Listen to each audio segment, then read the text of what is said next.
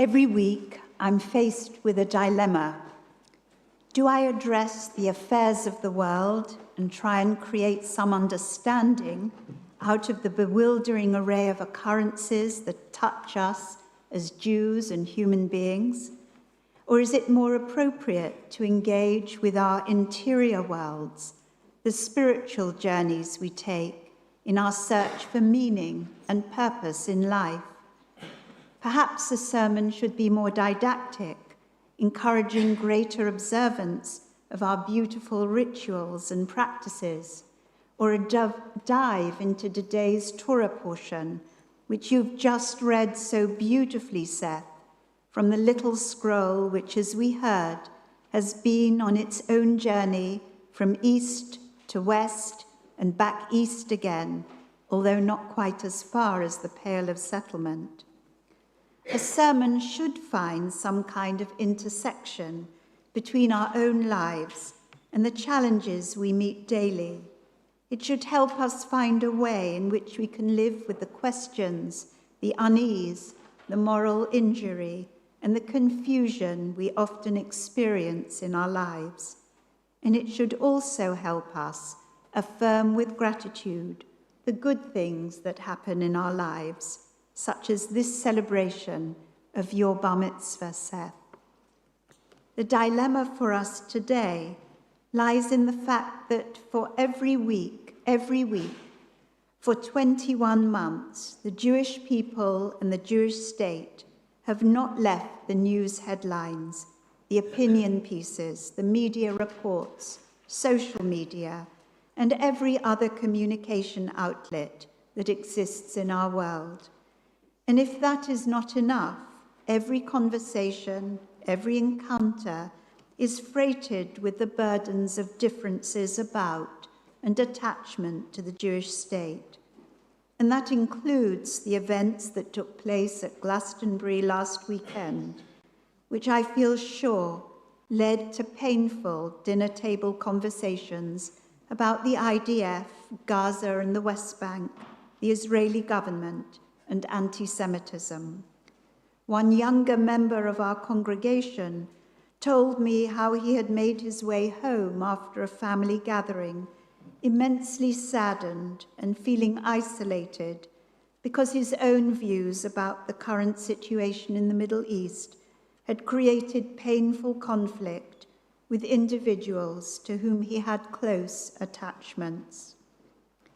But because it is your Bar Mitzvah, Seth, and because many of us here at the LJS, not least your family and close friends, have seen you grow and develop into the young person you are now, and because you and your family have played such an important part in Rimon and in this community, and because your family and friends are here from Canada, from the United States and Belgium, I want to focus on you. Well, kind of on you, because I was curious about your namesake, Seth, in Hebrew, shaped in the Hebrew Bible. I wondered, what does the name mean? Who are his parents? What role did he play in the Hebrew Bible? Did he have any siblings?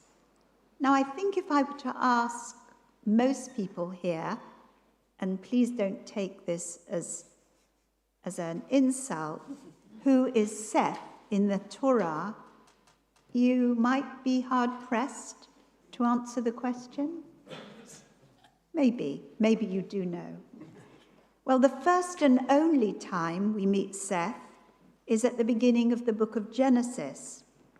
Adam and Eve have two sons, Cain and Abel. When Abel's offering is accepted by God and Cain's is refused, Cain kills his brother and is condemned to become a restless wanderer on earth.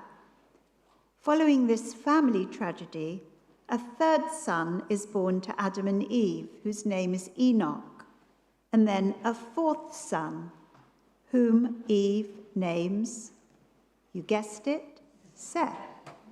The Torah itself connects the name Seth to a verb in Hebrew, lashit, and explains that Eve named her son Seth because, as she said, God has provided me, Ishat li Elohim zera acher, with another offspring in place of Abel. Or a slightly different translation, God has placed in my arms another child in place of Abel. In this sense, Seth, in the Bible, is a replacement child for Abel. And we are led to ask, what was Eve's state of mind when she chose this name for her fourth child? Did she believe that Seth could take the place of Abel? Was she aware that her unresolved grief might well impose upon the younger child pressures to fill the void his brother had left?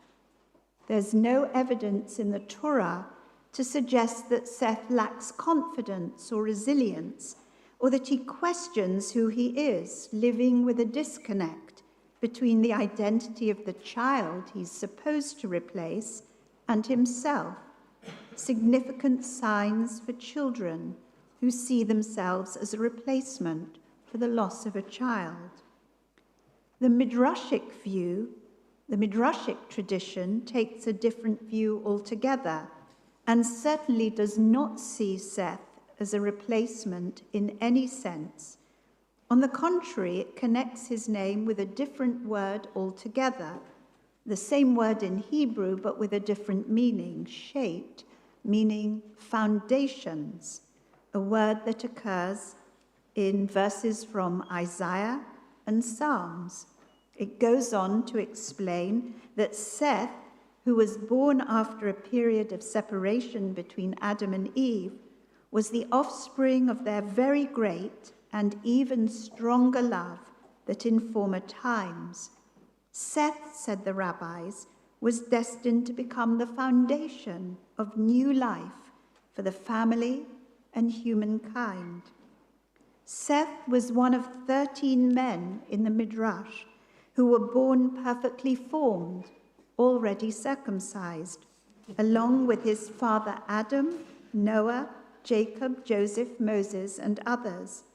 He was completely unlike his brother Cain, without the inclination towards jealousy or violence, but discerning as to what was good and virtuous in his conduct. His children were like him, of excellent character. They lived happily and without dissension. And this was a family of inventors, said the rabbis, people who possessed a specific kind of wisdom, knowledgeable in astronomy, and with a vision of what would be important in time to come. And in yet another tradition, the name Seth is interpreted as a plant, in Hebrew shatil, and a legend creates a possible connection between Seth and the branch of the tree of life, the Torah, which is compared to a tree of life. Some traditions go even further, identifying Seth with the Messiah, and other mystical texts assert that the soul of Seth entered into Moses and will again reappear in the Messiah. These are some of the imaginative rabbinic traditions that idealize Seth, embellishing just one verse in the Torah that describes his birth and naming ceremony. But the Torah adds one further piece of information about Seth and his family.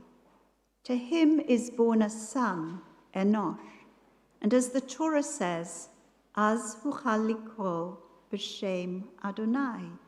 Then it was that people began to invoke the name of Adonai, the Eternal One. It was in Seth's time and in the time of his son, say the rabbis in their commentary to this verse, that prayer began to develop, independent of sacrifice. It is the consciousness of human frailty, says Nahum Sana, symbolized by the name of Seth's son Enosh, which means humankind, that heightens a person's awareness of utter dependence upon God. And it is this vulnerability in each of us that intuitively evokes prayer and our connection with God. So who is Seth, and why, despite the one verse reference to him in the Torah, is his name significant? As the child of Adam and Eve, he is the second generation of all humankind and the first generation to be born outside the Garden of Eden. Like your namesake, Seth, you are ethical, you are kind, you are sometimes serious, you are responsible, thoughtful, and you are perceptive about people, about their emotions, their physical appearance and language. You love learning about history. You love reading and cooking. You are a beautiful and competitive swimmer. And your parents, don't want to embarrass you here, describe you as sweet and adorable. I would like to imagine that the young Seth of the Torah used to come early to the synagogue to study, just as you and Freya are always here at the LJS every Shabbat. Freya, now a teaching assistant, and you on your way to Kabbalat Torah. Rabbinic idealism saw Seth as the Messiah of the future. And I sometimes think that all parents see their children as bringing vision and hope in times to come. It may sound exaggerated in challenging times, but cherishing idealism and hope as we watch our children turn into young adults is vital. I pray that you, Seth, this Seth, here and now, will find a spiritual connection to something that is both deeper and beyond yourself, just as your biblical namesake called on the name of God, and that you will nurture an exuberant vision and hope for the future. May the world be kind to you, and be kind and compassionate to all those who are in need of water, food, shelter, warmth, and peace. I don't think you are a man who will strike a rock in anger when others become impatient and growl at you. Rather, your caring nature and your thoughtfulness, your perception and sweet nature will find different pathways to well-being and peace. Amen.